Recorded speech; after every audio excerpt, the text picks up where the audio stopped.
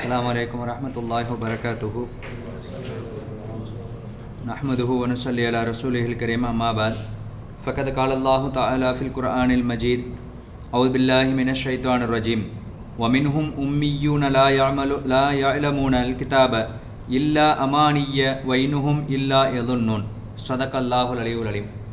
புகழும் புகழ்ச்சியும் இவ்வையகத்தில் எண்ணிலடங்காத உயிர் ஜீவராசிகளை படைத்து அனைத்து உயிர் ஜீவராசிகளுக்கும் அதற்கு ஏற்றாற்போல் கிருபை செய்யக்கூடிய வல்லநாயனுக்கே அனைத்து புகழும் உண்டாகட்டுமாக. அவனின் சாந்தியும் சமாதானமும் எம்பெருமானார் ரசூலே கரீம் ஸல்லல்லாஹு அலைஹி வஸல்லம் அவர்கள் மீதும் அன்னாரின் வாழ்வினை அன்னாரின் அடிச்சுவற்றினை அடிபெறலாமல் அவ்வாறே பின்பற்றி வாழ்ந்து வந்த அன்னாரின் குடும்பத்தார்கள், அன்னாரின் தோழர்கள், நல்லோர்கள், நாதாக்கள், சுஹதாக்கள், சாலிஹீன்கள், குறிப்பாக இந்த மஜ்லிஸில் அமர்ந்திருக்கக்கூடிய நம்மவர்கள் மீதும் இன்னும் இந்த காணொலியில் இணைய இருக்கக்கூடிய அனைவர்கள் மீதும் அல்லாஹ்வுடைய சாந்தியும் சமாதானமும் என்றென்றும் நின்று நிலவட்டுமாக. பெருமதிப்பிற்கும் மரியாதைக்கும் உரித்தான அல்லாஹ்வின் நல்லடியார்களே, அல்லாஹ்வுடைய மிகப்பெரிய கிருபையினால் வாரம் வாரம் செவ்வாய்க்கிழமை நாம் குர்ஆன் வசனங்களை கருத்து பரிமாற்றம் செய்து வந்து கொண்டிருக்கின்றோம். அதன் அடிப்படையில் இந்த வாரம் சூரா அல் பக்ரால 78வது ஆயத்தை நம்ம பார்க்க இருக்கிறோம். அதுக்கு முன்னாடி போன 75, 76, 77 இந்த 3 ஆயத்திலையுமே இஸ்ரவேலர்களுடைய ரெட்டிப்பான அவருடைய தன்மையை பற்றி எல்லாம் சொல்லி காமிக்கிறார். அதாவது முஸ்லீம்கள்கிட்ட அவங்க வந்தாங்கனாக்கா நாங்கள் உங்களோட தான் இருக்கிறோம் அப்படின்னு அவங்க பேசிக்கிட்டாங்க. அதே மாதிரி யூதர்கள்ட்டையோ நசராக்கள்கிட்ட அந்த காஃபிர்கள்ட்ட போனாக்க நாங்கள் உங்களோட தான் இருக்கிறோம், நீங்கள் எதையும் நீங்கள் அவங்கள்ட்ட ஷேர் பண்ணாதீங்க அப்படிங்கிற மாதிரி அவங்க சொல்லிக்கிட்டு வந்தாங்க.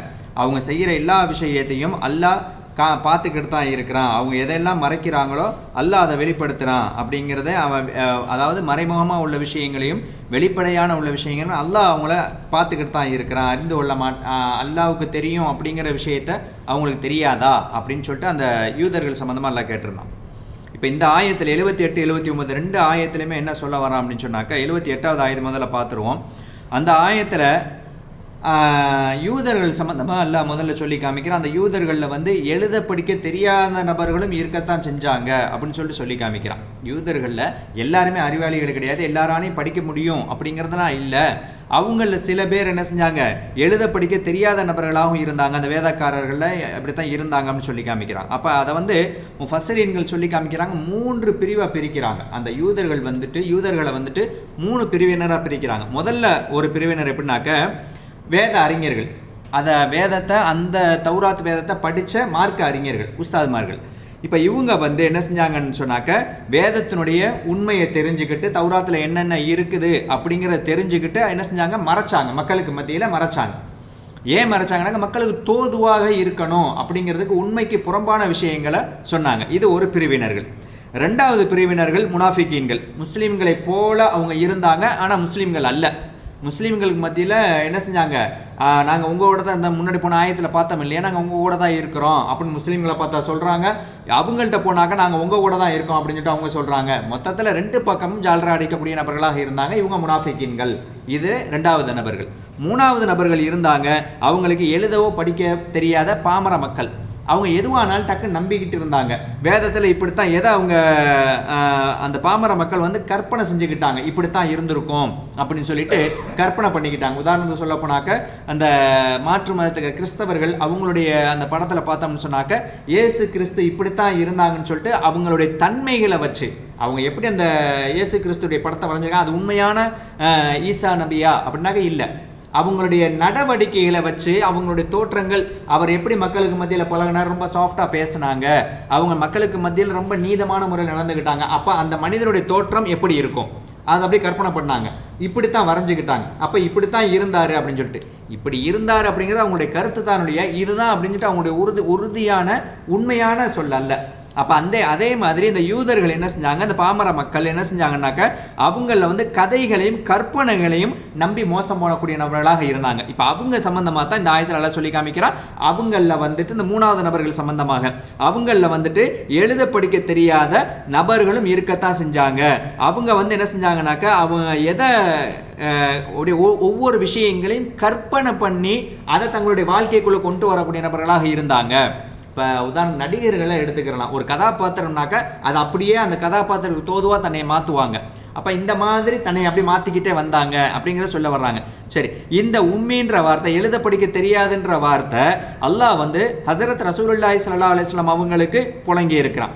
சூரத்துல் அன்கபூத்தில் வரக்கூடிய 48வது ஆயத்தில் அல்லாஹ் சொல்லி காமிக்கிறான், நபியே நீங்கள் வந்து இதுக்கு முன்னாடி நீங்கள் ஏன் எந்த ஒரு வேதத்திலிருந்தும் நம்ம என்ன செய்யலை, உங்களை எழுத படிக்க தெரிஞ்சவராக உங்களை ஆக்கி நம்ம வைக்கலை. உங்களை நான் சொல்ல போகும்போதே அவர் எதுவும் தெரியாத உம்மி நபியாக தான் வர்றாரு அப்படிங்கிறத நான் சொல்லி இருக்கிறேன். அது மட்டும் இல்லாமல் உங்களுடைய வலது கையால் எதுவுமே நீங்கள் எழுத மாட்டீங்க, எழுத மாட்டீங்க. அதுலேருந்து என்ன செய்யுங்க, நீங்கள் வந்து என்ன செய்யுங்க, நீங்கள் ஏன் உங்களை அப்படி உங்களை ஏன் நான் அப்படி ஆக்கியிருந்தேன், உங்களை ஏன் எழுத படிக்க தெரியாமல் நான் ஆக்கியிருந்தேன்னு சொன்னாங்க, வீணான சந்தேகங்களிலிருந்து உங்களை நான் பாதுகாக்கிறதுக்கு தான். மக்களுக்கு மத்தியில் சந்தேகம் வந்துடக்கூடாது, இவர் உண்மையிலேயே நபியா அல்லது இவர் தன்னை இட்டுக்கட்டி சொல்றாரா, தன்னை பிரபலப்படுத்திக்கிறதுக்காக வேண்டி பொய்யை புனைந்து சொல்றாரா அப்படிங்கிற அந்த பேச்சுக்கு நீங்க ஆளாயிடக்கூடாது. உங்களை அதுல இருந்து நான் பாதுகாக்கிறதுக்கு தான் நான் அந்த மாதிரி ஆக்கி வச்ச நாயகமே அப்படின்னு சொல்லிட்டு சூரத்துல் அன்கபூத்தில் அல்லாஹ் என்ன செய்யறான், 48வது ஆயத்தில் அல்லாஹ் சொல்லி காமிக்கிறான் ரசூலுல்லாஹி ஸல்லல்லாஹு அலைஹி வஸல்லம் அவங்க பத்தி. அதே மாதிரி சூரத்துல் ஜும்மாவில் 2வது ஆயத்து அவர்கள் நபி ஸல்லல்லாஹு அலைஹி வஸல்லம் அவங்களை பற்றி சொல்லும்போது, அவன் தான் எழுத்தறிவற்ற சமுதாயத்திலிருந்து என்ன செஞ்சான், அவர்களிலிருந்தே ஒரு தூதரை அனுப்பி வச்சான். ரசூலுல்லாஹி ஸல்லல்லாஹு அலைஹி வஸல்லம் அவங்கள அனுப்பி வச்சது அந்த மற்ற சமுதாயத்தவர்கள் எழுத்தறிவு இருந்துச்சு அவங்களுக்கு. ரசூலுல்லாஹி ஸல்லல்லாஹு அலைஹி வஸல்லம் அவங்க மட்டும் தான் என்ன செஞ்சாங்க, எழுத்தறிவு இல்லாத ஒரு நபராக அல்லாஹ் என்ன செஞ்சாங்க, தூதருக்கு அவங்களுக்கு அந்த சமுதாயத்தாருக்கு அனுப்பி வச்சேன் அப்படின்னு ஹஸரத் ரசூலுல்லாஹி ஸல்லல்லாஹு அலைஹி வஸல்லம் அவங்க பற்றி சொல்லி காமிக்கிறான். நாயகமே சில இடங்களில் சொல்லி இருக்கிறாங்க அப்படின்னு சொல்லிட்டு இமாம் புகாரி ரஹ்மத்துல்லாஹி அலைஹி அவங்க தங்களுடைய ஹதீஸில் பதிவு செஞ்சிருக்கிறாங்க. ஹஸரத் ரசூலுல்லாஹி ஸல்லல்லாஹு அலைஹி வஸல்லம் அவங்க என்ன சொல்லி காமிச்சாங்களா, நாம் வந்து எழுத்தறிவற்ற சமுதாயம் ஆவோம், எழுத்தறிவற்ற சமுதாயம் ஆவோம். நமக்கு எழுத தெரியாது, சரியா, நாம் என்னென்ன எழுத்து எப்படிங்கிறது நமக்கு தெரியாது. அதே மாதிரி வந்துட்டு நட்சத்திர கணிதமும் நமக்கு தெரியாது, வானசாஸ்திர கல்விகள் அதுவும் நமக்கு தெரியாது. அதே மாதிரி மாசத்துல தொடர்ச்சியாக சொல்லும்போது இந்த விஷயத்தை சேர்த்து சொல்றாங்க, மாசத்துல சில நாட்கள் சில வேளைகள் இப்படியும் இருக்கும் இப்படியும் இருக்குண்டாங்க. சில நேரங்களில் பார்த்தோம்னா பிப்ரவரி 28 முடியும், சில நேரங்களில் 29 முடியும் அப்படிங்கிறது. அதே மாதிரி கேலண்டரில் பார்த்தோம்னாக்கா நம்ம எப்படி இங்கிலீஷ் தேதி வந்துட்டு 30, 31, 30, 31 அப்படி மாறி மாறி வருதோ, அதே மாதிரி நம்ம அரபுடைய அந்த முஹர்ரம் சஃபர் வருது இல்லையா, இதுலையும் 30, 31 மாறி மாறி வரும், இதுலையும் 28 நாட்களும் வரக்கூடியதும் இருக்குது. அப்போ 28 நாட்களும் ஒரு மாதம் தான் அப்படிங்கிறது நாயகம் ஸல்லல்லாஹு சொல்லி காமிச்சாங்க. முதல்ல வரக்கூடிய 2 விஷயங்கள் தான் நமக்கு இந்த ஹதீஸில் வந்துட்டு நமக்கு ஒரு படிப்பினை என்ன பாடம். நாயகம் சொன்னாங்க, நாம் வந்து எழுத்தறிய மாட்டோம் அப்படின்னு சொன்னாங்க. நான் தான் எனக்கு எதுவுமே தெரியாது, எனக்கு படிக்க தெரியாது, எனக்கு எழுத தெரியாது அப்படிங்கிறத நாயகம் ஸல்லல்லாஹு அலைஹி அவங்க சொன்னாங்க. இந்த 2 விஷயங்கள் தான் நமக்கு ஒரு முன்னொரு உதாரணமாக இருக்குது. ஏண்டாக்கா பனி இஸ்ரவேலர்கள் அப்படிப்பட்ட நபர்களும் இருந்தாங்க, யூதர்கள் அப்படிப்பட்ட நபர்களும் இருந்தாங்க அப்படிங்கிறத இந்த இடத்துல சொல்லி காமிக்கிறாங்க.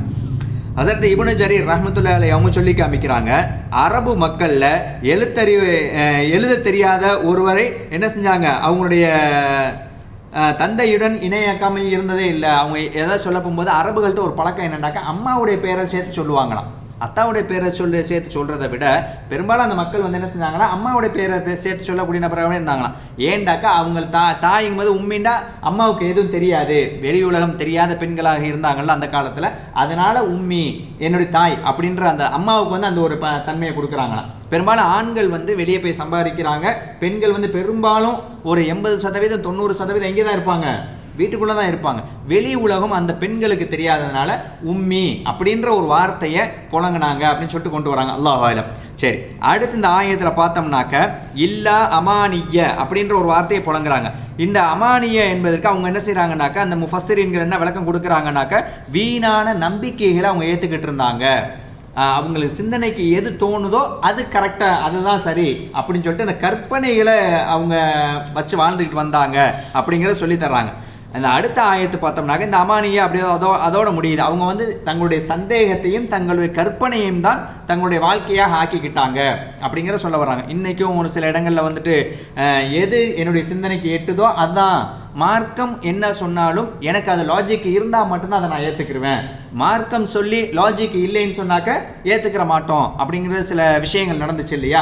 சில காரணங்களுக்கு முன்னாடி புகாரியில் வரக்கூடிய ஏறத்தாழ ஒரு 450 500 ஹதீஸுகளை சில பேர் என்ன செய்யாங்க, மறுத்தாங்க. புகாரிலேயே வந்தாலும் நாங்கள் மறுக்கிறோம் அப்படின்னாங்க. ஏன் என்ன காரணம் அப்படின்னா, எங்களுக்கு லாஜிக் இல்லை, அது எங்களுக்கு சிந்தனையில் எட்டலை அப்படின்னாங்க. உதாரணத்துக்கு சொல்ல போனாங்க, ஈயுடைய ஹதீஸை தான் அவங்க மேற்கோள் காட்டினாங்க.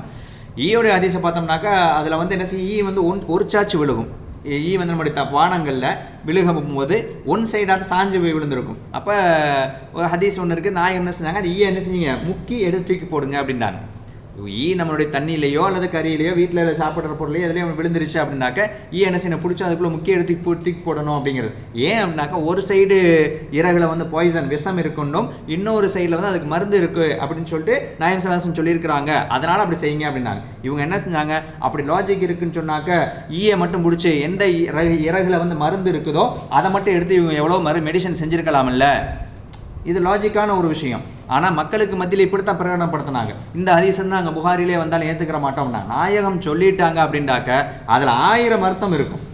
ரசூலுல்லாஹ் அப்படி சொல்லிட்டாங்கன்னாக்க அதுக்கு பிறகு நம்ம என்ன செய்யக்கூடாது, அதை நம்ம ஆர்கியூமெண்ட் பண்ணக்கூடாது. அந்த ஹதீஸை எடுத்துக்கிட்டு அந்த ஒரு சொல்லை எடுத்துக்கிட்டு ஆர்கியூமெண்ட் பண்ணக்கூடாது. ஹதீஸு புகாரில் வந்துருச்சு, சஹீஹான ஹதீஸு, சஹாபாக்கள் சஹீஹான சஹாபாக்கள், லைஃபானதாக இருந்தாலுமே ஏற்றுக்கிற கூட நம்ம வந்து அதை மறுக்கக்கூடாது.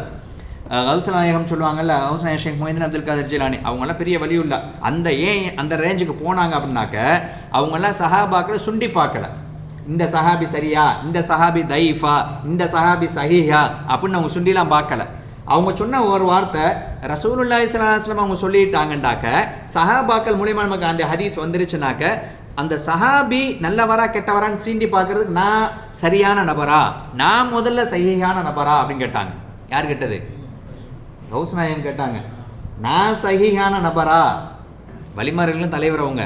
இன்னைக்கு அல்லாவுடைய பெரிய வலி அல்லாஹ் இறை நேசர்கள் அவங்க பெரிய இடத்துல இருக்கிறாங்க. அவங்க அந்த வார்த்தையை சொல்றாங்க, நான் சரியான நபரா? சஹாபாக்கள் ஏறி உட்காந்து போற அந்த ஒட்டகம் குதிரை இருக்கு இல்லையா, அந்த குதிரையை அவங்க சொல்லலை, குதிரையை மிதிச்சுட்டு போதில் மண், அந்த மண்ணை சொன்னாங்க. அந்த மண்ணுக்கு நான் ஈடாகுவனா அப்படின்னாங்க. சஹாபாக்கள் உட்காந்து போற குதிரையில குதிரை மிதிச்சுட்டு போகுதுல மண்ணு, அந்த மண்ணுக்கு நான் ஈடாகுவனா அப்படின்னு கேட்டாங்க. சஹாபாக்களுக்கு ஈடாகுவானான்னு கேட்கல. இன்னைக்கு வந்து சஹாபாக்களை சுண்டி பார்க்கறது ஈஸியாக சுண்டி பார்த்துட்டு போயிடும். அப்போ இந்த மாதிரி விஷயங்கள் அவங்க வந்து யூகத்தில் சொல்லலை, லாஜிக்கை வந்து இப்போ வந்து யோசிச்சுக்கிட்டு நாங்கள் இதில் இருந்தால் எடுக்க மாட்டோம், இந்த ஹதீஸில் வந்து ஏற்றுக்கிற மாட்டோம் சொல்லவே கூடாது. நாயகம் சொல்லிட்டாங்களா, அல்லாஹ் சொல்லிட்டானா அதை நம்ம ஏற்றுக்கிட்டு தான் ஆகணும். அதை விட்டுட்டு கற்பனை செய்யக்கூடாது. நம்முடைய சிந்தனைக்கு எது கரெக்டாக இருக்கோ அதனால் தான் ஏற்றுக்கிறேன் அப்படின்னு சொல்லவே கூடாது அப்படிங்கிறத மேற்கோள் காட்டுறாங்க. ஆனால் இவங்க வந்து அந்த மக்கள் வந்து என்ன செஞ்சாங்க, அல்லாஹ்வுடைய விஷயத்தில் கற்பனை பண்ணினாங்க. அல்லாஹ்வுடைய விஷயத்தில் கற்பனை பண்ணவே கூடாது. ரசூலுல் விஷயத்தில் கற்பனை பண்ணக்கூடாது நம்ம சொல்கிறோம். இங்கே வந்து அல்லாஹ்வுடைய விஷயத்தில் அவங்க கற்பனை பண்ணினாங்க. இப்படிப்பட்டவர்களுக்கு நாசம் தான் உண்டாகட்டும் அப்படிங்கிறாங்க. எதுக்கான நாசம் உண்டாகட்டும் அப்படின்னாக்க இவங்க என்ன செய்ய ஆரம்பிச்சுட்டாங்கன்னாக்க இவங்களா சொந்தமாக ஒரு கிதாப் எழுத ஆரம்பிச்சிட்டாங்க. ஒரு வேதத்தை ஒரு புக்கை எழுதுறது, ஒரு புக்கை எழுதிட்டு புக்கை எழுதுறது தப்பு கிடையாது, யார் வேண்டாலும் புக்கை எழுதலாம், தவறு எதுவும் கிடையாது. உண்மையான விஷயங்களை சொல்லி அதை எழுதி கொண்டு வரணும். அந்த விஷயத்தை விட்டுட்டு இவங்க என்ன செஞ்சுட்டாங்கனாக்க தங்களுடைய சிந்தனைக்கு என்ன உள்ளதோ அதை அப்படியே எழுத ஆரம்பிச்சிட்டாங்க. எழுதி அரபுகள்கிட்ட வந்து விற்க ஆரம்பிச்சிட்டாங்க. அரபுகள்கிட்ட விற்க போகும்போது அந்த மக்கள்கிட்ட என்ன சொல்லி விற்கிறாங்க, இது வந்து எங்களுடைய முன்னால் வந்த வேதத்திலிருந்து வந்தது அப்படின்னு சொல்லி விற்கிறாங்க, அதனால் நீங்கள் வாங்கிக்கங்க அப்படின்னு சொல்கிறாங்க. அப்போ இந்த மாதிரி சொற்ப விலைக்கு விற்கிறாங்க. மார்க்கத்தை வந்து வித்துட்டு இவங்க இஷ்டத்துக்கு எழுதிக்கிறது, இப்படித்தான் இருக்கணும்னு எழுதிக்கிறது. அல்லாஹ் சொன்ன விஷயங்களை அங்கே மேற்கோள் சொல்லலை, அவங்க எழுதலை. அதை விட்டுட்டு அதுக்கு நேர் மாத்தமான விஷயங்கள் எழுதுறது. உதாரணத்துக்கு நான் இப்போ விளங்குறதுக்கு சொல்கிறதாக இருந்தால், உதாரணத்துக்கு ஆண்கள் என்ன செய்யக்கூடாது, பட்டு ஆடை உடுத்தக்கூடாது, பட்டு வேஷ்டி கட்டுறது, பட்டில் வந்து சட்டை போடுறது, அந்த பட்டு ஆடைகள் என்ன செய்யக்கூடாது, உடுத்தக்கூடாது, ஹராமாச்சு. அதே மாதிரி தங்க செயின், தங்க பிரேஸ்லெட்டு, தங்க மோதிரம், இந்த மாதிரி என்ன செய்யக்கூடாது, போடக்கூடாது, இது ஹராம். இது நம்ம எல்லாத்துக்குமே தெரிஞ்ச விஷயம். இதை வந்து என்ன செய்யறது, நிர்பந்தம் இருந்தால் நீங்கள் போட்டுக்கிறலாம் அப்படின்னு ஒரு சட்டத்தை கொண்டு வர்றது. எப்போ நிர்பந்தம், கல்யாணம் முடிக்க போகிறாரு, ஆயுசில் ஒரு தடவை 2 தடவை தான் கல்யாணம் முடிக்க போகிறாரு, அல்லது நான் குரான் ஆயுஷ் சொன்ன மாதிரி 4 தடவை தான் கல்யாணம் முடிக்க போகிறாரு, அதனால என்ன செஞ்சுக்கிறலாம், பட்டு வேஷ்டி சட்டை உடுத்திக்கிறலாம், கோல்டு போட்டுக்கிறலாம், தப்பு எதுவும் கிடையாது. அதே மாதிரி பிறந்த பிள்ளைக்கு பேர் வைக்க போகும்போது என்ன செய்யறது, ஆம்பளை பிள்ளையாக இருந்தாலும் அந்த பிள்ளை என்ன செய்யறது, பொம்பளை பிள்ளை மாதிரியே ஜோடிச்சு அந்த பிள்ளைக்கு செயினை போட்டு கோல்டில் செயினை போட்டு கோல்டில் என்ன செய்யறது, மோதிரத்தை போடுறது, அந்த குழந்தை பேர் வைக்க கொண்டு வர்றது.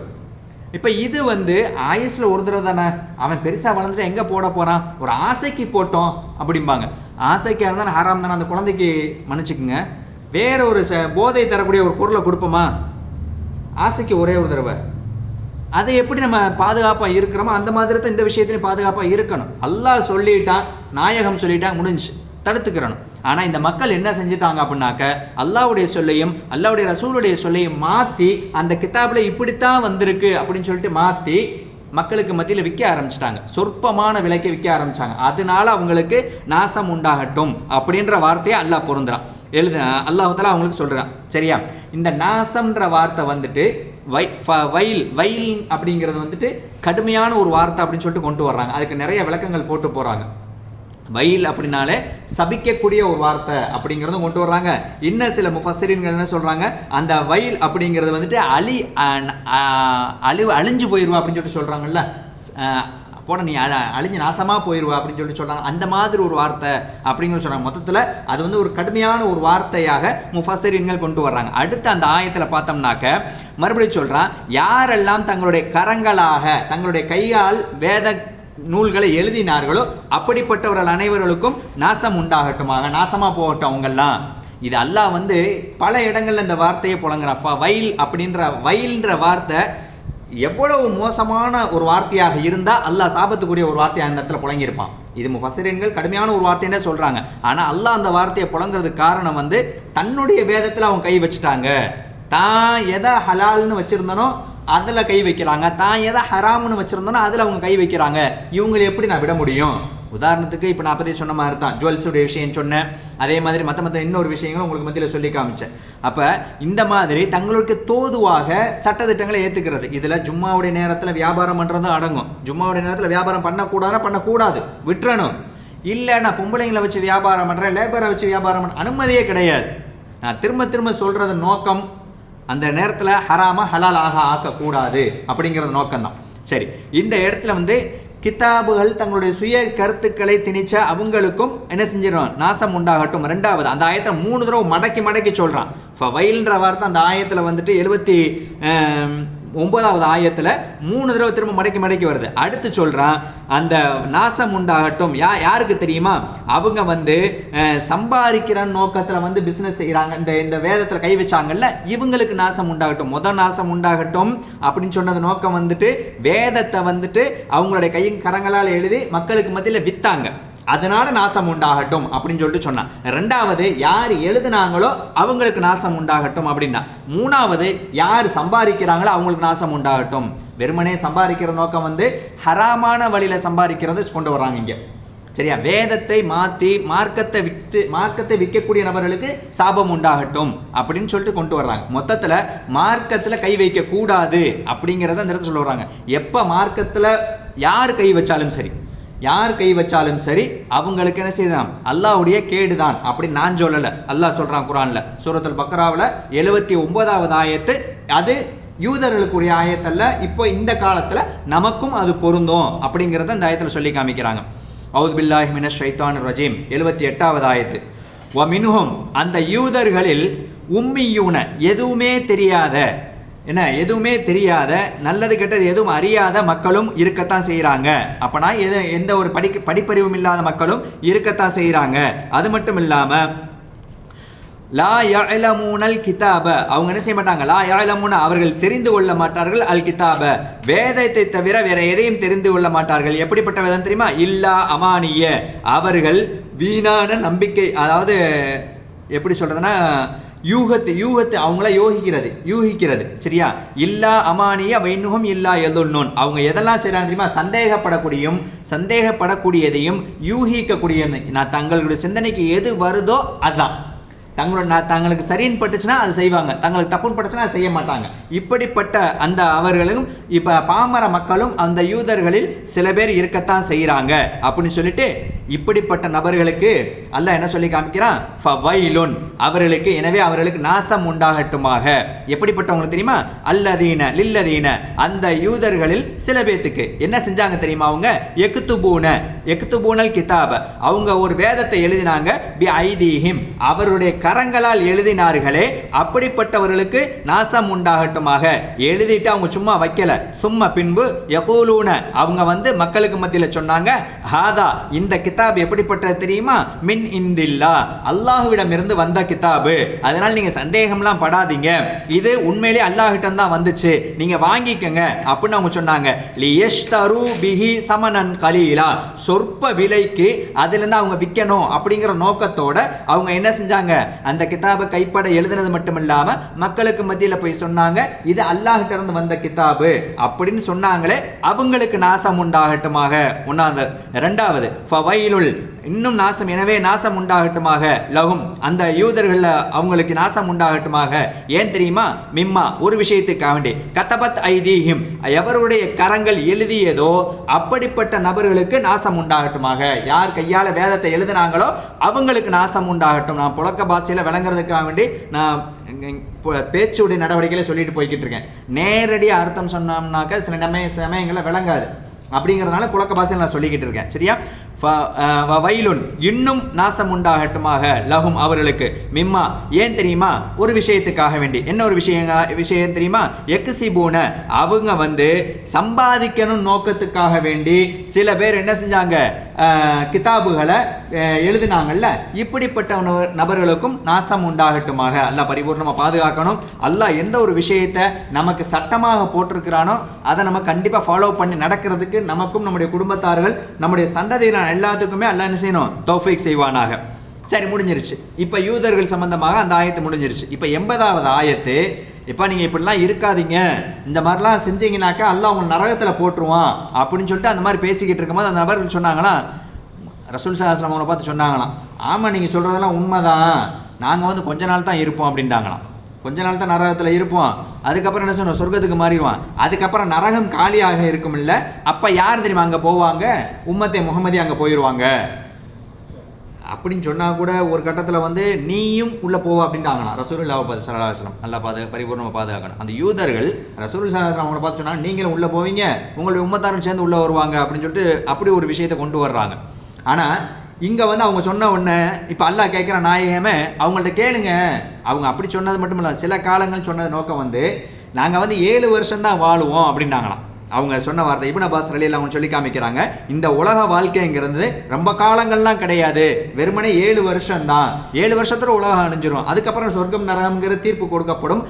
ஒரு வருஷத்துக்கு ஒரு நாள் மேனிக்கு, 7 வருஷத்துக்கு 7 நாட்கள் மட்டும்தான் நாங்கள் நரகத்தில் இருப்போம் அப்படின்னு சொல்லிட்டு சொன்னாங்களாமா. இப்னு அப்பாஸ் ரலியல்லாஹு சொல்லி காமிக்கிறாங்க, ஒரு வருஷத்துக்கு ஒரு நாள் வீதம் 7 வருஷத்துக்கு 7 நாட்கள் நாங்கள் என்ன செய்வோம், நரகத்தில் இருப்போம். அதுக்கப்புறம் என்ன செஞ்சிருவோம், நாங்கள் அங்கேருந்து வெளியாயிருவோம். அதுக்கப்புறம் எங்களுக்கு என்னதான், எங்களுக்கு சொர்க்கம் தான். அதுக்கப்புறம் யார் உள்ளே இருப்பா, உம்மத்தே முகமதியா உள்ளே போயிடுவாங்க அப்படின்னு சொல்லிட்டு சொன்னாங்களாம். அப்போ அந்த நேரத்தில் இந்த ஆயத்தை இறங்குச்சு அப்படின்னு சொல்லிட்டு ஹஸரத் இப்னு அப்பாஸ் சொல்லி காமிக்கிறாங்க. நீங்கள் அவங்கள்ட்ட கேளுங்க, அக்ரிமெண்ட் எது என்ன பண்ணிட்டு வந்திருக்காங்களா என்ன, இவங்க இந்த அளவுக்கு பேசுகிறாங்கல்ல, அக்ரிமெண்ட் பண்ணிட்டு வந்தால் அல்ல அந்த அக்ரிமெண்ட்டை மீற மாட்டான்.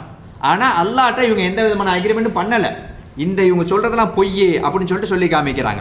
அதே மாதிரி இன்னொரு ரிவாயத்திலையும் ஹஸரத் இப்னு அப்பாஸ் ரலியல்லாஹு அன்ஹு மாற்றி சொல்லி காமிக்கிறாங்க. எப்படி சொல்கிறாங்க அப்படின்னாக்க, அவங்க வந்து நரகத்தில் இருப்போம்னு சொன்னது உண்மைதான் அப்படின்னு சொல்லிட்டு அவங்க என்ன சொன்னாங்கன்னா, வெறும் 40 நாட்கள் தான் இருப்போம், அதுக்கு மேலெலாம் இருக்க மாட்டோம், அதுக்கு மேலே எங்களுக்கு நரகம் தீண்டாது அப்படின்ட்டாங்களாம். அதுக்கு மேலேயே உள்ளே இருந்தாலும் நரக நெருப்பு எங்களை தீண்டாதுன்ற வார்த்தையை அவங்க புழங்கி இருக்கிறாங்க. இது எப்படி சாத்தியம் அப்படிங்கிறது தெரியல. அப்போ அந்த யூதர்கள் சொல்லிக்கிட்டு அந்த நேரத்தில் அதுவும் கூட நாங்கள் எதுக்காண்டி உள்ளே போவோம் தெரியுமா, நாங்கள் காலமாட்டை வணங்கினோம்ல, அதனால தான் எங்களுக்கு அந்த பனிஷ்மெண்ட்டும் கூட தண்டனையும் கூட, இல்லைன்னா எங்களுக்கு வேறு எதுவும் கிடைக்காது அப்படிங்கிற ஒரு தோரணையில சொன்னாங்களாம். அதே மாதிரி ஹஸரத் அவுஃபி ரஹ்மத்துல்லாஹி அலைஹி அவங்க சொல்லி காமிச்சாங்களாம், அவங்க வந்து காளை கன்றை அந்த வழங்கிக்கிட்டு இருந்தாங்கல்ல, அந்த நாட்களை தவிர வேற எதுக்காகவே எங்களுக்கு இந்த தண்டனை கிடையாது அப்படின்ற ஒரு வார்த்தையை புழங்கினதாக ஹஸரத் அவுஃபி ரஹ்மத்துல்லாஹி அலைஹி அவங்களும் கத்தாதா ரஹ்மத்துல்லாஹி அலைஹி சொல்லி காமிக்கிறாங்க. அல்லாஹு அலம். அதுக்கடுத்து இக்ரிமா ரஹ்மத்துல்லாஹி அலைஹி அவங்க சொல்லி காமிக்கிறாங்க, ஒரு தடவை வந்து ஹஸரத் ரசூலுல்லாஹி ஸல்லல்லாஹு அலைஹி வஸல்லம் அவங்க வந்து அவங்கள்ட்ட வந்து யூதர்கள் வாக்குவாதம் செஞ்சாங்களாம். இது என்னது, பிரச்சனை பண்ணிக்கிட்டு இருந்தாங்க, நீங்களாம் நாங்களா அப்படிங்கிற மாதிரி பிரச்சனை பண்ணிக்கிட்டு இருக்கும்போது அந்த யூதர்கள் சொன்னாங்களாம், எப்பா நீங்கள் ரசூலுல்லாஹி ஸல்லல்லாஹு அலைஹி வஸல்லம் சொல்லி காமிக்கிறாங்க, நீங்கள் வந்து நரகத்துக்கு போயிடுவீங்கப்பா, நீங்கள் வந்து என்ன செய்யாதீங்க, அல்லாஹ்வுக்கு மாற்றம் செய்யாதீங்க, நபிக்கு மாற்றம் செய்யாதீங்க அப்படின்னு சொல்லும்போது இவங்க சொன்னாங்களாம், நீங்கள் சொல்கிறது உண்மைதான், நாங்கள் வந்து வெறும் 40 நாட்களை தவிர நரகத்தில் நாங்கள் இருக்க மாட்டோம், எங்களுக்கு பிற்பாடு அதாவது முஹம்மது ஸல்லல்லாஹு அலைஹி வஸல்லம் அவங்களுடைய தோழர்களும் அவங்களுடைய தோழர்களும் சரியா, அவருடைய தோழர்களும் அதில் நுழைவாங்க, நரகத்தில் நுழைவாங்க அப்படின்னு சொல்லிட்டு சொன்னாங்களாம். டக்குன்னு அடுத்த நிமிஷம் ரசூலுல்லாஹி ஸல்லல்லாஹு அலைஹி வஸல்லம் சொன்னாங்களாம், இல்லை கைக்கு மேலே கையை தூக்கிட்டு தலைக்கு மேலே கையை தூக்கிட்டு சொன்னாங்களாம், ஒரே ஒரு விஷயத்தை நீங்கள் புரிஞ்சுக்கங்க, நீங்கள் தான் நரகத்தில் நிரந்தரமாக இருப்பீங்க, நாங்கள் என்ன செய்ய மாட்டோம், எங்களை அல்லாஹ் பாதுகாப்பான் அப்படிங்கிற மாதிரி ஒரு வார்த்தையை சொல்கிறாங்க. அதுல இருந்து நாங்க என்ன செய்ய மாட்டோம், அதுக்குள்ள நாங்க நுழைய மாட்டோம் அப்படின்ற வார்த்தை சொன்னாங்க. அப்பதான் இந்த ஆயத்தை இறங்குச்சு, நாயகமே அவங்கள்ட்ட கேளுங்க, எங்கள்கிட்ட எதுவும் ஒப்பந்தம் எதுவும் பண்ணிட்டு வந்திருக்கிறாங்களா அப்படின்ட்டு கேளுங்க அப்படின்ற ஒரு வார்த்தையை சொல்லி காமிக்கிறாங்க. ஹஸரத் அபூ ஹுரைரா ரலியல்லாஹு அன்ஹு அவங்க அறிவிக்கக்கூடிய ஒரு ஹதீஸ், ரொம்ப ஒரு பெரிய சம்பவத்தை சொல்லி காமிக்கிறாங்க. ஹிஜ்ரி 7வது வருஷம் ஹைபர் போர் வெற்றி கொள்ளப்பட்டது. ஹைபர் போர் சண்டை நடந்து ஜெயிச்சிட்டாங்க. அந்த ஒரு நேரத்துல வந்து ஹஸரத் ரசூலுல்லாஹி ஸல்லல்லாஹு அலைஹி வஸல்லம் அவங்களுக்கு வந்து விஷம் கலந்த இறைச்சி கொடுக்கப்பட்டது. விஷம் கலந்த இறைச்சி அவங்களுக்கு கொடுக்குறாங்க. இதை வந்து அவங்க சாப்பிட்றதுக்கு முன்னாடி வந்துட்டு என்ன செஞ்சாங்க, ஹஸரத் ஜிப்ரீல் அலைஹிஸ்ஸலாம் சொல்லிட்டாங்க, நாயகமே இந்த சாப்பாடு சாப்பிடாதீங்க, அதில் உங்களுக்கு வந்து பாய்சன் கலந்துருக்குது, உங்களை கொலை பண்ணுறதுக்காக வேண்டி உங்களுக்கு பாய்சன் கலந்துருக்குறாங்க, அதனால நாயகமே நீங்கள் சாப்பிடாதீங்க அப்படின்னு சொல்லிட்டு ஜிப்ரீல் அலைஹிஸ்ஸலாம் சொல்லிட்டாங்க. அதுக்கு முன்னாடி பிஷர் பின் பராவ் ரலியல்லாஹு அன்ஹு இந்த சஹாபி வந்து அந்த இறைச்சியை சாப்பிட்டாங்க. சாப்பிட்ட பின்னாடி அவங்களுக்கு என்ன செஞ்சுட்டாங்க, அவங்க வஃபாத் ஆயிட்டாங்க. அல்லாஹ் அவங்களுக்கு ஷஹீதுடைய அந்தஸ்தா கொடுப்பானாங்க. அப்போ அவங்களுடைய குடும்பத்தார்கள் வந்து நாயகத்திட்ட சொல்கிறாங்க, அவங்கள பழிக்கு பழி வாங்கணும். கொடுக்கப்பட்டது யூத பெண், ஒரு பெண்ணு கொடுத்துருக்குறாங்க. விஷம் கொடுத்தது யாருனாங்க, யூத பெண்ணு கொடுத்துருக்குறாங்க. அப்போ இந்த குடும்பத்தார்கள் பிஷர் பின் பரா ஒரு ரலியல்லாஹு அன்ஹு அவங்களுடைய குடும்பத்தார்கள் என்ன சொல்கிறாங்க, அந்த பெண்ணை பழிக்கு பழி வாங்கணும். ஷரியத்தில் வந்து பழிக்கு பழி வாங்குறது இருக்குது, ஆனால் சிறந்தது மன்னிக்கிறதுங்கிறது பின்னாடி அந்த ஆயத்து வரும் இன்ஷா அல்லாஹ். அப்போ இவங்க வந்து பழிக்கு பழி வாங்கணும்னு ஒரு மனு தாக்கல் செய்கிறாங்க நாயகத்திட்ட வந்து. நாயகம் சில அறிவிப்பாளர்கள் சொல்கிறாங்க, நாயகம் அதை ஏற்றுக்கிட்டு அந்த பெண்ணுக்கு கொலை செய்யக்கூடிய அனுமதி கொடுத்துட்டாங்க அப்படின்னு சொல்கிறாங்க. இன்னும் சில பேர் என்ன சொல்கிறாங்க, இல்லை அவங்க வந்து கொலை செய்யலை அந்த பெண்ணை அப்படின்னு சொல்கிறாங்க. அல்லாஹு அலம், என்ன நடந்ததுங்கிறது அல்லாஹுக்கு தான் தெரியும். சரி, இப்போ இவங்களுக்கு வந்த பின்னாடி அவங்க அந்த இறைச்சியை வந்து ரசூலுல்லாஹி ஸல்லல்லாஹு அலைஹி வஸல்லம் அவங்க வந்து என்ன செய்யலை, சாப்பிடலை, அப்படியே வச்சுட்டாங்க. இப்போ நாயகம் சொன்னாங்க, யூதர்கள் எல்லாத்தையும் வர சொல்லுங்க அப்படின்ட்டாங்க. யூதர்கள் எல்லாத்தையும் கூப்பிடுறாங்க அப்படின்னா நாயகம் கூப்பிட்டோன்னா எல்லாருமே வந்துட்டாங்க. எல்லாரும் வந்து உட்காந்த பின்னாடி எல்லாரும் வந்த பின்னாடி நாயகம் கேட்டாங்க, உங்கள்கிட்ட வந்து நான் வந்து ஒரு விஷயத்தை கேட்குறேன் அப்படின்னு சொல்லிட்டு கேட்டாங்க. உங்களுடைய தந்தை யார் அப்படின்னு கேட்டாங்க. எல்லாருமே பொய் சொன்னாங்க. எங்கள் அத்தா இவர் மாற்றி பொய் சொல்லிக்கிட்டு இருந்தாங்க. சொன்னோன்னு நாயகம் கேட்டாங்க, எல்லாருமே பொய் சொல்கிறீங்க அப்படின்ட்டாங்க. சொல்லிட்டு சொன்னாங்க, உங்கள் அத்தா வந்து இன்ன நபர், நீ வந்து இன்னாருடைய மகன், நீ வந்து இன்னாருடைய மகன் அப்படின்னு ஒவ்வொருத்தருடைய தந்தையை சொல்ல ஆரம்பிச்சிட்டாங்க. அத்தாவை பேச சொன்னோன்னே, என்ன நான் சொன்னது சரியா அப்படின்னு கேட்டாங்க. சமுதாய மக்களை பார்த்து, அந்த யூதர்களை பார்த்து கேட்டாங்க, நான் சொன்னதெல்லாம் சரியா அப்படின்னு கேட்டாங்க. நீங்கள் சொன்னதெல்லாம் உண்மைதான் அப்படின்னு சொல்லிட்டு ரசூலுல்லாஹ்வுடைய பேரை சொல்லி சொன்னாங்க. நீங்கள் சொன்னது உண்மைதான் அப்படின்னு சொல்லிட்டு சொன்ன பின்னாடி அப்புறம் அடுத்து கேட்குறாங்க, நான் ஒரு கேள்வி கேட்டால் என்கிட்ட ஒரு உண்மையை சொல்லுவீங்களா அப்படின்னு கேட்டாங்க. அப்போ அந்த மக்கள் சொன்னாங்களா, எல்லாரும் சேர்ந்து சொன்னாங்களா, கண்டிப்பாக உண்மையை சொல்லுவோம். ஏன் தெரியுமா, நாங்கள் எங்கள் அத்தாவையே நாங்கள் மாற்றி சொன்னப்போ நீங்கள் அதை கரெக்டாக சொல்லிட்டீங்க. இதுக்கப்புறம் உங்கள்கிட்ட பொய் சொல்லி எங்களுக்கு எந்த விதமான பிரயோஜனமும் கிடையாது. நீங்கள் என்ன கேட்டாலும் இனிமேல் நாங்கள் உண்மையை சொல்கிறோம் அப்படின்னு சொல்லிட்டு சொன்ன உடனே கேட்டாங்களா, எனக்கு கொடுக்கப்பட்ட இந்த சாப்பாட்டில் விஷம் இருக்குதுல்ல, விஷம் கலந்துருக்கீங்க தானே அப்படின்னு கேட்டாங்களாம்.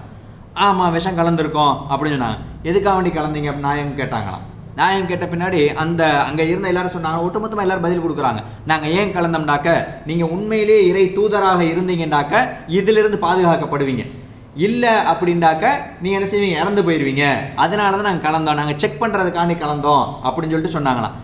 யார் செக் பண்ணுறாங்க, நாயகம் ஸல்லல்லாஹு அலைஹி வஸல்லம் அவங்க எவ்வளோ தூரம் சொல்லியும் கூட அவங்க என்ன செய்யலை, எதையுமே ஏற்றுக்கல. பல மூஜிசாத்துக்கள் காமிச்சாங்க, தான் நபி அப்படிங்கிறதுக்கு பல அற்புதங்களை காமிச்சும் கூட அந்த மக்கள் என்ன செய்யலை, சொற்ப நபர்கள் தான் அந்த யூதர்கள் வந்து ஏற்றுக்கிட்டாங்க.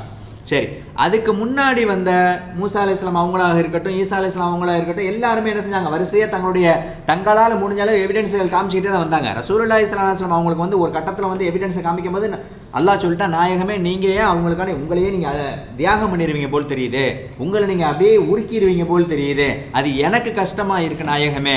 அவங்க வந்து என்ன எவிடன்ஸ் கொடுத்தாலும் அவங்க என்ன செய்ய மாட்டாங்க, ஏற்றுக்கிறவே மாட்டாங்க, உங்கள்ட்ட வந்து வாக்குவாதம் தான் பண்ணுவாங்க, நீங்கள் கொஞ்சம் யோசிச்சு பாருங்க அப்படிங்கும்போது திரும்பி நாயகம் அல்லாஹ்ட்ட கேட்டாங்க, யா அல்லாஹ், அவங்க ஒரு எவிடன்ஸை காமிச்சு, நான் ஒரு எவிடன்ஸை காமிச்சு அவங்க அதை ஏற்றுக்கிட்டாங்கனாக்க பெரிய விஷயம் தானே. அதனால தான் அந்த நிலாவை ரெண்டாக திறந்து காமிச்சது அப்படித்தான். களிமா விரல் நீட்டி இப்படி நேரம் ஒரு கோடு போட்டாங்க, ரெண்டாக திறந்துச்சு, மறுபடியும் ஒன்றா வந்துச்சு அப்படிங்கிற விஷயங்கள் அந்த இவங்களுக்கு எவிடன்ஸ் காமிக்கத்தான் அது வந்து செஞ்சு காமிச்சாங்க. அதே மாதிரி வந்துட்டு நிறைய விஷயங்கள் அந்த மக்களுக்கு காமிச்சும் கூட அவங்க என்ன செய்யலை, எதையுமே ஏற்றுக்கிறல, சொற்பமான நபர்கள் மட்டும்தான் அதை ஏற்றுக்கிட்டாங்க. அதை தான் இந்த ஆயத்தில் சொல்லி காமிக்கிறேன். மொத்தத்தில் வஃபாத்தான பின்னாடி நமக்கு தண்டனைங்கிறது எந்த எக்ரிமெண்ட்டும் யாரும் பண்ணலை. நம்ம வந்து இப்போ நம்மளாவே இருந்தாலும் சரி, அல்லாஹ் வந்து கபரோட கேள்வி எனக்கு முடிச்சிருவான், அந்த தண்டனை வந்து கபரோட முடிஞ்சிருச்சு, நமக்கு வந்து மறுமையில தண்டனைலாம் கிடையாது. ஒரே ஒரு விஷயம், நமக்கு தண்டனை இருக்கா இல்லையா அப்படிங்கிறது இப்போ இருந்து நம்ம யோசிக்க ஆரம்பிச்சிடணும். நான் என்னுடைய இபாதத்தை அல்லாஹ்வால் ஏற்றுக்கொள்ளப்பட்டுச்சா அப்படிங்கிறத நம்ம யோசிக்கணும். நான் ஓதுற குரான் அல்லாஹ் ஏற்றுக்கிட்டானா, நான் தொழுகிற தொழுகையை அல்லாஹ் ஏற்றுக்கிட்டானா, நான் மக்களுக்கு மத்தியில் பழகிற பேச்சுக்களை அல்லாஹ் ஏற்றுக்கிட்டானா, எல்லாத்தையுமே நம்ம கவனித்து எல்லாத்தையுமே ஆக்டிவிட்டியில் கொண்டு வரணும் ஒன்று ஒன்றா. இன்றைக்கி நான் ஃபஜ்ர் தொழுகை இமாம் ஜமாத்தோடு விட்டுட்டேன், நான் தனியாக தொழுதேன், அல்லாஹ் என் தொழுகையை ஏற்றுக்குருவானா, இதுக்காக எனக்கு பனிஷ்மெண்ட் கொடுப்பானா? சில பேர் வந்துட்டு நம்மள பல பேர் வந்துட்டு என்ன செய்கிறோம் அப்படின்னாக்க, ஒரு மாதம் அல்லது 2 மாதம் அல்லது 1 வருஷம் 2 வருஷம் இமாம் ஜமாத்தோட தக்பீர் தஹ்ரீமோட தொழுதுட்டா, நான் எப்படிப்பட்டது தெரியுமா, நான் வந்து ஜமாத்தே விடுறதில்லை, நான் தக்பீர் தஹ்ரீமாவே விடுறதில்லை, ஏற்றுக்கொள்ளப்படுமா படாதான்னு அல்லாஹ்வுக்கு தான் தெரியும். முகஸ்துதிக்காக செய்கிறாரா அல்லாஹ்வுக்காண்டி செய்கிறாரான்னு அல்லாஹ்வுக்கு தான் தெரியும். அதை நம்ம நிர்ணயிக்க முடியாது. நான் கரெக்டாக நான் 3 வருஷம் 5 வருஷம் நான் இமாம் ஜமாத்தோட தக்பீர் தஹ்ரீமோட தொழுகிறேன் அப்படிங்கிறதுக்காக வேண்டி அடுத்த ஆளை குறைச்சி இட போடக்கூடாது. அவன் தொழுகிறதில்ல, அவன் வந்து 5 நேரம் தொழுகிறதில்ல, ஏதாச்சும் ஒரு இபாதத்து அல்லாஹ்வுக்கு பிடிச்சமானவராக இருப்பார். நம்ம கேள்விப்பட்டிருப்போம், எல்லாரும் அடிக்கடி கேள்விப்பட்ட ஒரு சம்பவம் தான். ஒரு விபச்சாரி பெண் வந்துட்டு என்ன செஞ்சாங்க, வருஷம் பூரா விபச்சாரம் பண்ணிக்கிட்டே இருந்தாங்க. ஒரு நாய்க்கு அல்லது ஒரு மிருகத்துக்கு என்ன செஞ்சாங்க, சாப்பாடு கொடுத்தாங்க, தண்ணி கொடுத்தாங்க. அதனால அந்த விபச்சாரம் செஞ்ச பெண்ணு சொர்க்கத்துக்கு போனாங்க. நம்ம கேள்விப்படத்தானே செஞ்சோம். இது மூசா நபி காலத்தில் வந்து 2 சின்ன பசங்க சண்டை போட்டுக்கிட்டு இருப்பாங்க, 2 பேர் சண்டை போட்டுக்கிட்டு இருப்பாங்க. மூசா நபி வந்து என்ன செஞ்சாங்க, 2 பேர்த்தை பிரித்து விட்டாங்க. பிரித்து விட்டோன்னு ஒரு பையன் போய் கீழே விழுந்தார், இறந்துட்டார். நாளைய கியாமத்து நாளில் ஒவ்வொரு சமுதாயமும் ஒவ்வொரு நபியை தேடி போய்கிட்டு இருக்கும்போது மூசா அலைஹிஸ்ஸலாம் சொல்லுவாங்களாம், நான் வந்து அல்லாஹ்ட்ட பயப்படுறேன், ஏண்டாக்கா அந்த குழந்தை சின்ன பையனை நான் சண்டை போடும்போது நீக்கி விட்டேன்ல, அந்த நேரத்தில் அந்த பையன் என்ன செஞ்சுட்டான், இறந்துட்டான். இப்போ அவன் மௌத்து சம்மந்தமாக என்கிட்ட அல்லாஹ் என்கிட்ட கேள்வி கேட்டால் நான் என்ன பதில் சொல்ல? யாரு? மூசா அலைஹிஸ்ஸலாம் சொல்கிறாங்க. ஆனால் இன்றைக்கி நான் 5 வருஷம் தொழுதுட்டு இமாம் ஜமாத்தோட தக்பீர் தொழுது அடுத்தவனை எடை போட்டு பார்க்குறேன். இதுதான் நமக்கும் நபிமார்களுக்குள்ள வித்தியாசம். ரசூலுல்லாஹி ஸல்லல்லாஹு அலைஹி வஸல்லம் அவங்க தவிர எல்லா நபிமாரும் ஒவ்வொரு காரணத்தை சொன்னாங்க. சுலைமான் அலைஹிஸ்ஸலாம் அந்த சீட்டை குர்சியை தூக்கிட்டு வர சொல்லியிருப்பாங்க, அது சம்மந்தமாக என்கிட்ட அல்லாஹ் கேள்வி கேட்டால் நான் என்ன பதில் சொல்லுவேன் அப்படின்னாங்க. நபியை அனுப்பப்பட்டு அவங்க அந்த வார்த்தையை சொன்னாங்க. ஆனால் இன்னைக்கு நான் சரியாக இருக்கேன்னு யாரும் சொல்ல முடியாது. ஆனால் இன்றைக்கி நம்மளில் பல பேர் அதை தான் சொல்லிக்கிட்டு இருக்கோம். நான் கரெக்டாக இருக்கேன், நான் மார்க்கத்தில் சொன்ன ஹஜ்ஜத் தொழுகிறேன், 5 நேரம் தொழுகிறேன், ஹஜ்ஜுக்கு போயிட்டேன், ஜகாத்து கொடுக்குறேன், நான் கரெக்டாக இருக்கிறேன். அது அல்லாஹ்வுடைய லிஸ்ட்டை பார்த்தா தான் தெரியும். நாளை கியாமத்தை நாள் நிப்பாட்டி நம்மளுடைய அந்த பட்டோலையை வந்து நம்முடைய ரைட் ஹேண்டில் வருதா லெஃப்ட் ஹேண்டில் வருதாங்கிறது அங்கே வந்த பின்னாடி தான் தெரியும். ரைட் ஹேண்டில் வந்தால் அல்ஹம்துலில்லாஹ் நம்ம எல்லோரும் புடச்சிக்கிடுவோம். அல்லாஹ் பாதுகாக்கணும். லெஃப்ட் ஹேண்டில் மாற்றி கொடுத்தா அல்லாஹ் பரிபூர்ணமாக பாதுகாக்கணும். நரகத்துக்கு போகிறவங்களுக்கு லெஃப்ட் ஹேண்டில் அல்லாஹ் கொடுப்பான், சொர்க்கவாசிகளுக்கு ரைட் ஹேண்டில். அதனால் நம்ம துவாலை வந்து எங்களுடைய பட்டோலையை வந்து எங்களுடைய வலது கையில் கொடு ரப்பே நம்ம துவாலை கேட்குறோம். அப்போ நம்முடைய இபாதத்து சரியாக இருக்கா இல்லையா நிர்ணயிக்கிறது யார் தான்? அல்லாஹ் மட்டும்தான் நிர்ணயிப்பான். நான் 5 நேரம் நான் இப்போ இன்றைக்கி சிராமா சொல்கிறேன், நான் கிளாஸில் இருக்கேன், அதுக்காண்டி மற்றவங்க பூரா தப்பு, மற்றவங்க பூரா எதுவுமே தெரியாதவங்க அப்படின்னு நான் நினச்சேன்னு சொன்னாக்கா அது என்னுடைய முட்டாள்தனம். நான் இன்னும் படிக்கணும்னு அர்த்தம். நாயகமே சொன்னாங்கல்ல, எனக்கு கொடுக்கப்பட்ட இல்மு சிட்டுக்குருவி சுண்டில் தண்ணி எந்த அளவுக்கு அள்ளுதோ அந்த அளவு இல்மு தான் எனக்கு கொடுக்கப்பட்டிருக்கு அப்படின்னாங்க. யார் சொன்னது?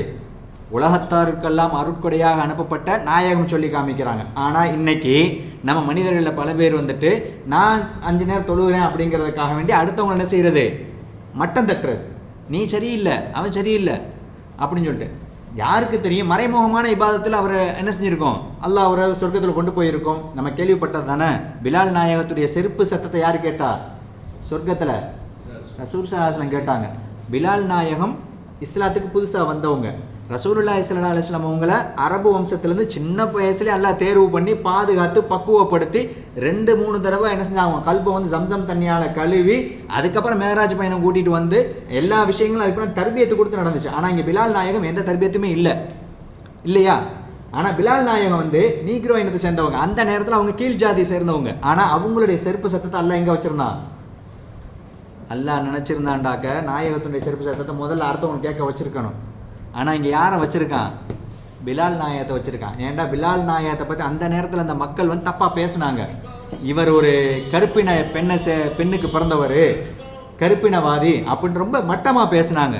அவங்கள எல்லாத்துக்கும் மண்டையில் கொட்டணும் அப்படிங்கிறதுக்காக வேண்டி அவங்கள உயர்த்தி ரசூல் ஸல்லல்லாஹு அலைஹி வஸல்லம் அவங்க மூலியமாக என்ன செஞ்சான், பிலால் பாங்கு சொன்னால் எல்லாரும் தொழுகைக்கு வாங்க அப்படின்ற ஒரு அந்தஸ்தை முதல்ல கொடுத்தான். 2வது பிலாலுடைய செருப்பு சத்தத்தை என்ன செஞ்சாங்க, அங்கே உயர்வர்த்தன். இந்த இடத்துல அபூபக்கர் நாயகம் உயர்ந்தவங்க இருக்கிறாங்க. ஹஸரத் உமர் நாயகம் இருக்கிறாங்க, ஹஸரத் உஸ்மான் நாயகம் இருக்கிறாங்க, ஹஸரத் அலி நாயகம் இருக்கிறாங்க. யாருடைய சிறப்பு சத்தத்தை கேட்கல. நாயகம் சொன்னாங்க, பிலாலே உங்களுடைய சிறப்பு சத்தத்தை நாங்கள் கேட்டேன், என்ன பிரத்யேகமான அமல் என்ன செய்கிறீங்க அப்படின்னாங்க. எல்லாத்துக்குமே ஒரு போறாம இருந்துச்சுல்ல, யாரையும் எடை போடக்கூடாது, யாருடைய இபாதத்தும் சொர்க்கத்துக்குள்ள கொண்டு போவான். அல்லாஹ் நினைச்சான்னு சொன்னாக்க சொர்க்கத்துக்கு கொண்டு போவான். இந்த விஷயத்தை நம்ம கவனிச்சுக்கணும். இங்கே அதை தான் சொல்லி காமிக்கிறாங்க, நீங்கள் வந்து இவங்கள்ட்ட அந்த மக்கள்கிட்ட கேளுங்க, இந்த அளவுக்கு பேசுகிறாங்களே நாயகமே, அவங்க என்கிட்ட அக்ரிமெண்ட் எதுவும் பண்ணிட்டு வந்தாங்களா? அல்லாஹ் அக்ரிமெண்ட்டை மீற மாட்டான், ஆனால் இவங்க சொல்கிற மாதிரி எந்த அக்ரிமெண்ட்டும் அவங்க என்கிட்ட பண்ணவே இல்லை அப்படின்னு ஒரே வார்த்தையை முடிக்கிறான். அவுது பில்லாஹி மினஷ் ஷைத்தானிர் ரஜீம். 80வது ஆயத்து. வகாலு அவர்கள் சொன்னார்கள், அந்த யூதர்கள் சொன்னாங்க, லன் தமஸ்ஸனன்னார், ஒரு குறிப்பிட்ட நாட்கள் மட்டுமே நாங்கள் வந்து அங்கே இருப்போம், அதுக்கு மேலே நாங்கள் இருக்க மாட்டோம் அப்படின்ற ஒரு வார்த்தையை அவங்க போனாங்க. லன் தமஸ்ஸனன்னார், எங்களை டச் பண்ணாது, தீண்டாது, நரக நெருப்பு எங்களை தீண்டாது, இல்லா ஐயாமம் மஹ்தூதாத், கொஞ்ச நாட்களை தவிர. கொஞ்ச நாட்கள்னா எண்ணப்பட்ட நாட்களை தவிர நேரடி அர்த்தம் என்ன, 7 நாட்கள் சொல்லி காமிச்சோம் இல்லையா? ஒரு ரிவாயத்தில் 7 நாட்களும் இன்னொரு ரிவாயத்தில் 40 நாளும் சொல்லி காமிச்சோம்ல, அதை தான் இந்த இடத்துல சொல்லி காமிக்கிறாங்க. இல்லா ஐயாமம் மஹ்தூதாத், எண்ணப்பட்ட நாட்களை தவிர, 7 நாளோ அல்லது 40 நாளோ, இந்த மாதிரி குறிப்பிட்ட சில நாட்களை தவிர நரக நெருப்பு எங்களை தீண்டாது.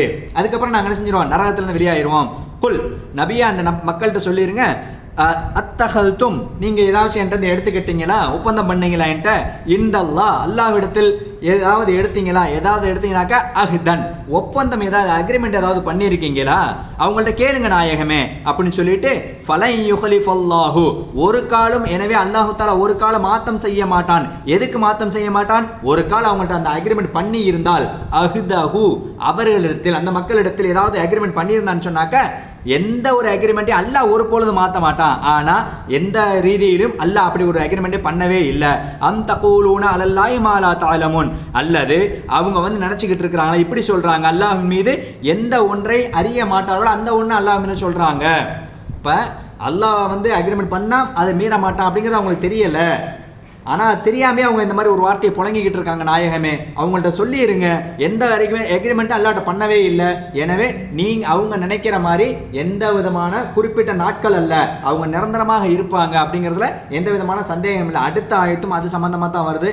இன்ஷா அல்லாஹ் அடுத்த வாரம் தொடர்ந்து பார்ப்போம். எதை கேட்டோமோ அதன்படி அமல் செய்வதற்கு வல்லநாயன் உங்களுக்கும் எனக்கும் தௌஃபீக்கை தந்தருள் புரிவானாக.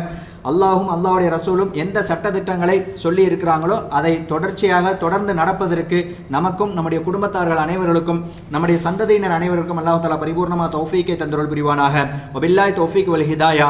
வஸ்ஸலாமு அலைக்கும் வரஹ்மத்துல்லாஹி வபரகாத்துஹு.